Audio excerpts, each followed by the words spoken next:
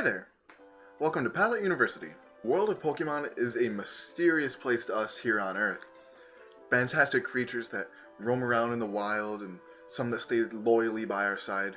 And there's so much to talk about this world and the life that lives on it. Today, however, we're not going to talk about the organisms that live on the Pokemon world, but one of the abiotic factors, the seasons. Speaking of seasons, as the weather is starting to get a little bit warmer here, my voice and body in general apparently doesn't seem to like that, so my voice is quite hoarse. I'm coming down with a small cold, so if I sound a little raspy, I apologize. Although an in-depth look through the anime and how the seasons work in the anime would be preferable, that kind of investigation is a bit beyond the scope of what I have time for at the moment, so there may or may not be a follow-up to this video regarding that, but for this video we're going to be talking just about this seasons that we experience in the games. Seasons are a concept that we've only seen in one generation, and that's Generation 5. For some of the regions, it makes sense that there weren't seasons like Hoenn and Alola because their tropical climate, makes it so that there are no seasons. If you look here on Earth down at the equator does not have seasons. That's part of the reason why there's so much biodiversity down around the equator and in the tropics, is because the climate is so much more stable because they don't have all the fluctuation that comes with seasons. So, Alola and Hoenn not having seasons makes sense. But for regions like Sinnoh, Johto, Kanto, and Kalos, there really should be. Gens 1 and 2 are kind of excused because there was probably some kind of hardware limitation on putting seasons in the Gen 1 and 2 games, and then when they remade them, they probably didn't want to add the extra mechanic that wasn't there before. So they get kind of a pass. But they may have had the ability to have seasons happen in Gen 4, and they definitely did in Gen 6. So they don't really get a pass. Anyway, the seasons actually can tell us a lot about the world. As you know, if you're not from the tropics, we tend to have 4 seasons here on Earth: spring, summer, winter, and fall. Here's a very, very crude diagram and explanation of how the seasons work.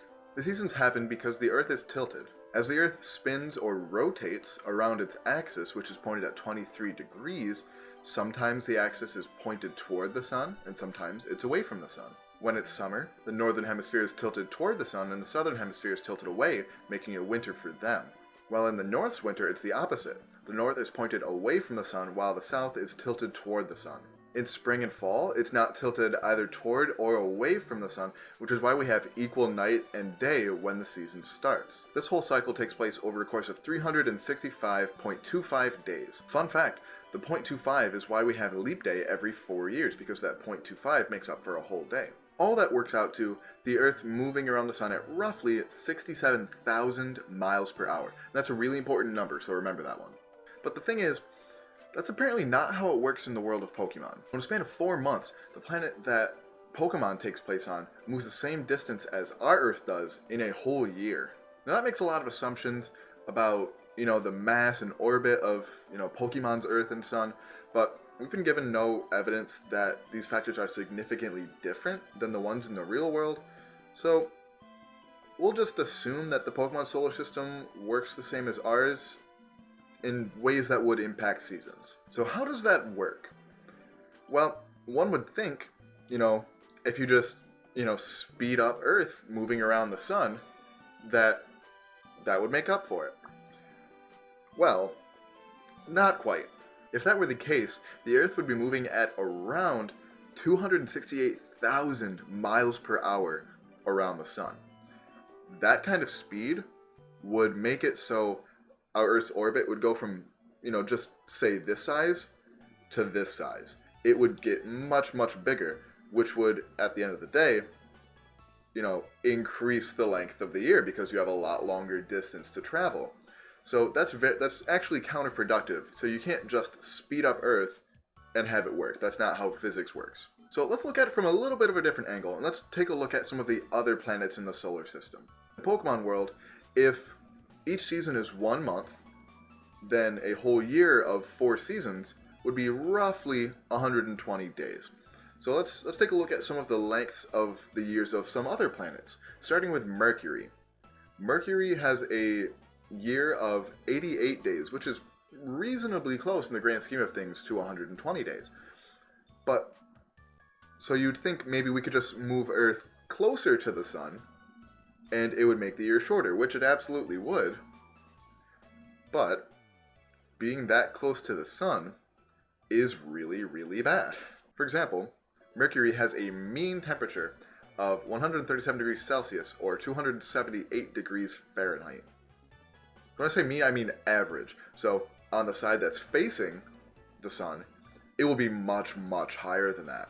And on the side not facing the sun, it's going to be much, much colder than that, actually, because Mercury does not have an atmosphere to spread out its heat across its surface like Earth does. So clearly this is not just a case of, PokEarth being closer to the sun and having a shorter revolution period, because that would be way too hot for life to exist, let alone for the season winter to happen. So how can all of this be fixed, scientifically, to make it so Earth has a year length of 120 days?